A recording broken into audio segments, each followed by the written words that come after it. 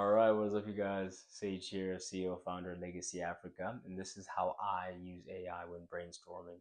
And so, this is basically a seven-step checklist on how to create a master prompt. The master prompt is giving your AI the full context that it needs in order to best serve you and serve the purpose of whatever the goal or task is, whatever the project is. An example for me of how I use it is whenever I'm formulating a new offer, whenever I'm wanting to produce new copy, I can give it an example of the general idea that I want to cover. I can tell it to reference Alex Hermosi and how he would approach this or approach that. It gives me something, I refine it, tell it remove this, remove that, that doesn't sound good, this, that. And when I feel that it looks perfect, I'll tell it to produce it. It produces just those types of things. And the only reason why I can do that is because it has full context on who I am, what I wanted to do, what the goal is, etc. So this is a little checklist that can help you achieve that same thing. Step one is define your idea. Define your identity and context. So who you are, your business, your brand. Optional is relevant skills, audience. A small example of this is I'm Oamoy, founder of Legacy Africa. Legacy Africa is made to connect African entrepreneurs. And so any answer it gives me will be toward that North Star with understanding who it is that this is being written for and what kind of outcome they want, which is why step two is very important. You clarify your goal. So you tell it exactly what you wanted to help you with during this session. For example, in the creating of this, I told it this is for the purpose of a YouTube video. And within that YouTube video, or for that YouTube video, I would like you to make a checklist that is going to be suitable to be read out. I want it to be 7 steps. The more specific you can be with what it is that you want it to do, the better it can assist you rather than just giving you vague generalities. And so the danger with AI in general is it can be very general. The danger with it is the answers can be drawn from a multitude of sources. And so the more you focus it, the better and more specifically it can help your particular situation. Um, for example, if you tell it you're brainstorming ideas, you're refining copy, you're designing a funnel, whatever it is that that particular goal of yours is, if you let it know what that is, then that'll help a lot in terms of the quality of the result. Number three is to set the scope and constraints. And so you should let it know what to avoid and what to focus on, right? So for example, if I tell it, listen, I want a practical checklist, don't go philosophical, don't don't overthink this, don't do that.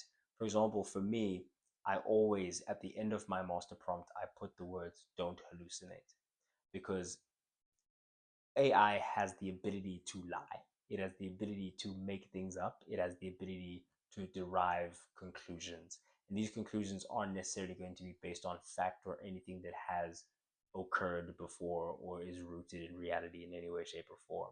And so for me, it's very important to add to the end of whatever prompt, like at the end of this, you may go through this exercise.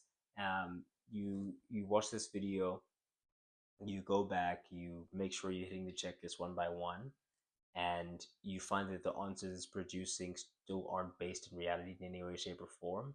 It becomes very important to me that at the end of whatever ChatGPT and I work out, because I'll tell it, I'll give the full context, this, and this, and I'd like you to behave in this way, this way, this way, and that way, in order to achieve this goal. And the final thing, I never forget, don't hallucinate. I might even tell it very specifically, always make reference to current CEOs who practice these concepts based off of, interviews, that, interviews, articles, their books, whatever. Specifically for me, it's Alex Ramosi and Patrick Bet-David. Sometimes references CEOs of Y Combinator, Naval Ravikant, these types of people, right? And that's what I want from it. I want a very relevant, real, specific source, and that's why I make sure to tell it not to hallucinate, because it can and will make stuff up. All right. So yeah, you have to let it know what the scope and constraints are, what to avoid, what to focus on. Step four is you specify tone and style. So you let it know, do you want to be bold? Do you want to sound shy? Do you want to sound casual? Do you want to sound formal? Whatever it is that you want, you have to specify your tone and style. Number five is you define focus areas specifically. And so whatever you want the session to be in terms of domain. Is this for the sake of marketing? Is this for the sake of uh, whatever the case? Am I doing this for legal reasons? Am I doing this for so that it knows what kind of language to use within what is happening at that current moment in time?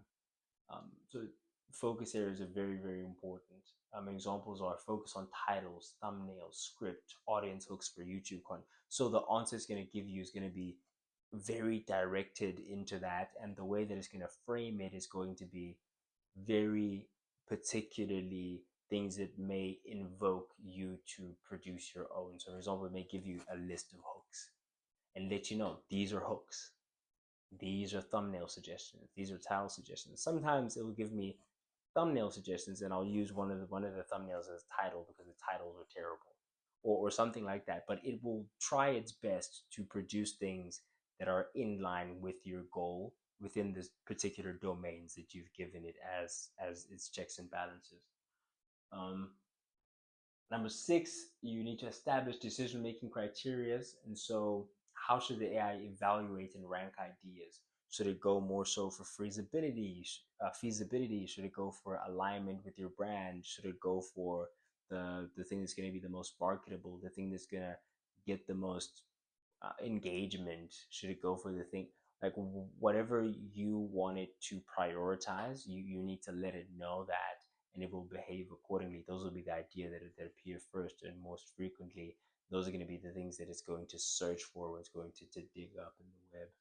And then seven, specify output formats. How do you want the output to be delivered? Do you want it to be in bullet points? Do you want it to be a checklist? Do you want it to be in steps? Do you want it like do you want it to be an essay? It can do essays. It can do however you want the thing to be produced. It can do it in that way. And so finally, while we get to the end of it, there's a little pro tip here, which is keep the checklist handy. When you follow these 7 steps each time, your AI session will become far more structured, productive, and aligned with your business goals. Um, Ultimately, the goal here is to give it as much context as possible. So you'll see that there's some themes that are repeated throughout. Like be specific, give constraints, give. So it's basically giving multiple sides of the same type of issue, which is basically what the AI is saying is my problem is this. I don't know what you want from me. And so when I know who you are, what you're doing, what numbers we're working with, what kind of constraints we have, what kind of advantages we have, what you want to lean into, what you want to stay away from, then I can help you as best I can. And with that being in mind, you also, again, want to make sure you tell it not to hallucinate. You make sure that you tell it what to reference, who to reference, how to reference. How is it going to let you know that it has reference? For example, within my master prompts, I let it know, tell me that this particular style of thinking, source of information is quoted from this person's book on this page and this and this and that.